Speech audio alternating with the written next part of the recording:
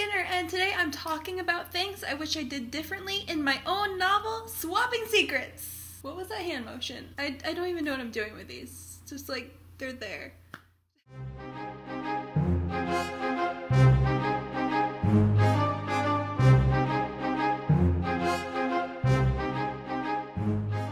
So, for those of you who don't know, I have a book called Swapping Secrets. It's out on Swoon Reads, so you can read it for free if you want to. It's my first book that I published. I wrote it mostly in high school. I finished it up a couple years after high school, and it's about a lot of people. Basically, it's about a group of people in high school, and two of the main characters go in like completely different social groups. Like one is very shy, she's introverted, she has no real social life. And another one, he's on the soccer team, he's got a lot of friends. Turns out that they're both kind of socially awkward and insecure though, despite their different personas at school. And what happens is one day they accidentally switch diaries. And they don't have their names written on the inside of the diaries, so they have to read each other's diaries to find out who has the other one so they can switch them back. That is, I guess, the basic plot, kind of. I'm very proud of this novel because it's the first one I finished. It's the first one I decided that I want to actually publish. I was able to work on the editing process a lot. I read the novel and it still cracks me up in some places, and I love that. And I think it is fairly entertaining and cute. However, there's a lot I wish I did differently. A lot. It's definitely not great, and I'm working on another novel right now that will hopefully be a lot better, and hopefully I learn more from my mistakes.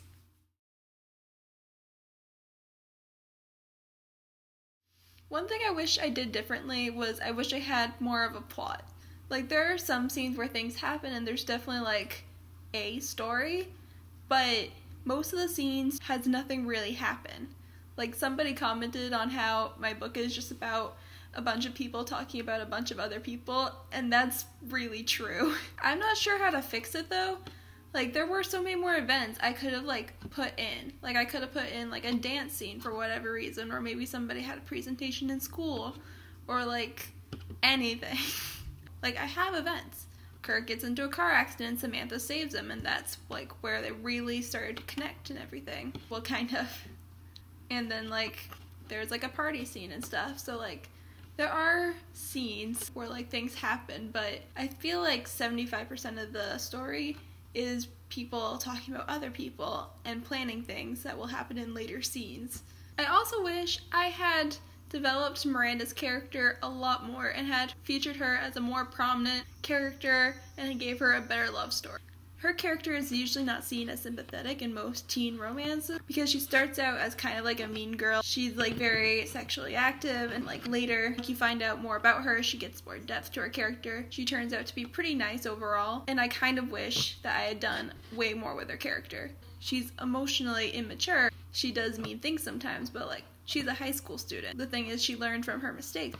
She grew from them, and that's what's important. Nobody's really this perfect Mary Sue all the time. So I wish I had written that into her character more and showed how much she had grown from that, shown more of her redemption, and I really wish I gave her a better love interest instead of Jake. He's kind of dumb. He's just dumb. He's nice. He's really nice. But he's dumb. The next thing I want to change is I wish the incident, which is referenced all the time, wasn't rape. What happens is Kirk supposedly has a growing moment, or a moment where he grew up really fast. He was a bully, he was mean and not a good person at first, and then he threw a party, a girl got raped at his party, and that totally freaked him out. It changed everything for him. He felt horrible, absolutely horrible, and really messed him up. And he has to keep this to himself, and it's still affecting him, as well as the girl, of course, but she moves away. The girl moves away to get a fresh start, but Kirk's, it's still affecting him. He can't move past this. The girl swore him to secrecy, so he's not telling anybody. And because of this, he stopped bullying, he stopped doing everything. I didn't ever really want it to be rape. I just couldn't think of another event that would have seriously messed him up the way somebody raped at one of his parties would. It could have been like this major bullying thing where somebody gets sent to the hospital, or like somebody has alcohol poisoning, or like a drug overdose. Like any of these could have happened at a party and it would have been like rape. I think for his character it would have been way more effective if like somebody got hurt because of bullying, or if it was like alcohol poisoning or something like that, because he had bullied people in the past. Like he threw in a party with a lot of alcohol. Like I think that'd be more likely to cause him to clean up his act and like move on with his life more than what I decided the incident to be. And also like that's like such a rough thing.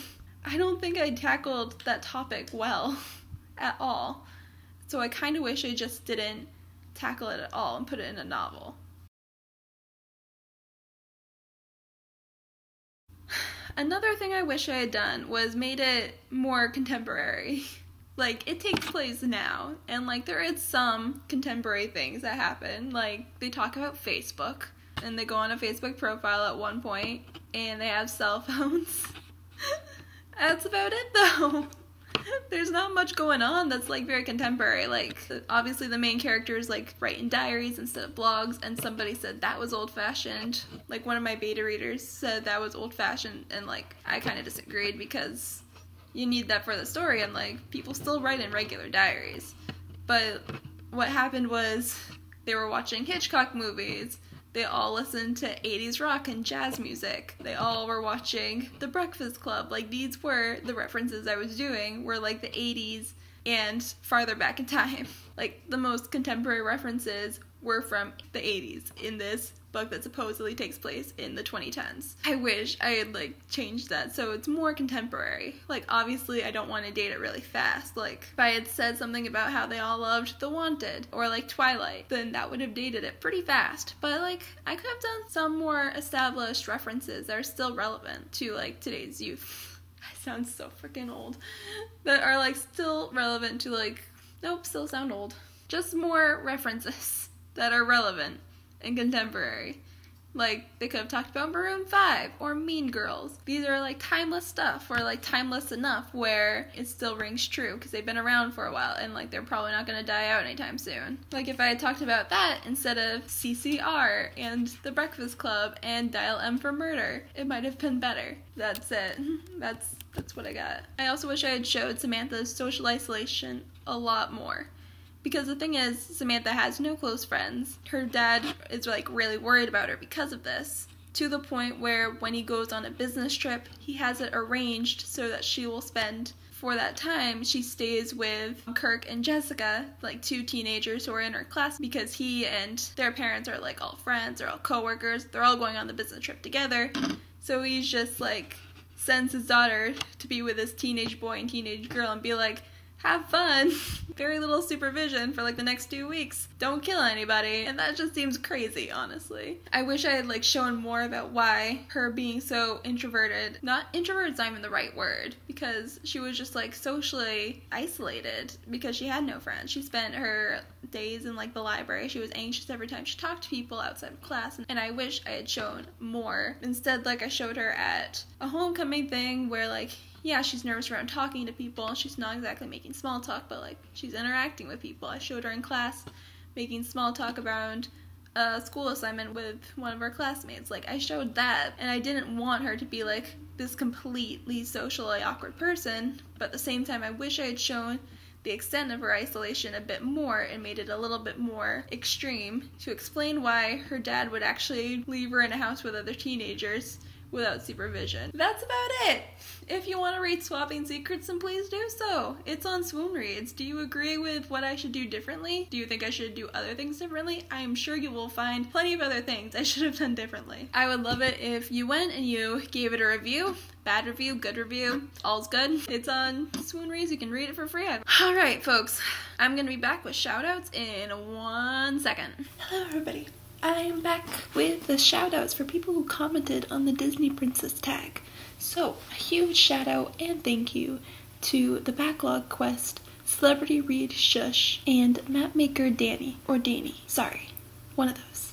As well as my sister and former guest of this show, Taryn, who is also the designer of the book cover for Swapping Secrets. Thank you all so much for commenting. I really appreciate it. I'm going to leave links to those channels down below, except Taryn. I'll leave a link to her Twitter account because she doesn't really have a YouTube channel. But thank you so much. And if you want a shout out in my next video, then please comment below which famous author you think is an alien. I'm in a weird mood, and it will confuse people who haven't watched this video to the end. Have a good day, everybody, and remember to shop local, shop indie, and read for a better world. Bye!